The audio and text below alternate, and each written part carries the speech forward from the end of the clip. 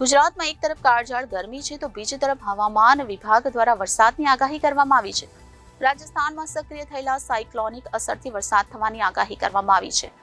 14 મેના રોજ અમદાવાદ અને ગાંધીનગરમાં પણ વરસાદની આગાહી કરવામાં આવી છે. 15 મેના રોજ મોટાભાગના શહેરોમાં વરસાદની આગાહી કરાઈ છે.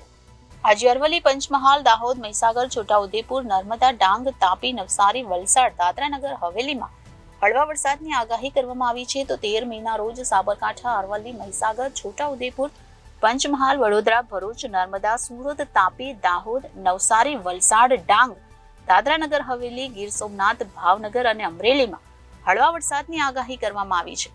રાજસ્થાન અને મધ્યપ્રદેશમાં 2 સાયક્લોનિક સર્ક્યુલેશન સિસ્ટમ બની છે, જેના કારણે ગુરુવારે મોટાભાગે ઉત્તર ગુજરાતમાં પશ્ચિમ દિશાનો પવન ફૂંકાયો હતો. ભેજવાળા પવનના કારણે દિવસનું તાપમાન 1 ડિગ્રી સુધી ઘટ્યું હતું. આ દરમિયાન મુખ્ય 5 શહેરોમાં ગરમીનો પારો 40.7 થી 41.5 ડિગ્રીની વચ્ચે રહ્યો હતો. તેમ છતાં પ્રતિ કલાકે 9 કિલોમીટરની ઝડપે ફૂંકાયેલા ભેજવાળા ગરમ પવનના કારણે આકરી ગરમીથી રાહત મળી ન હતી.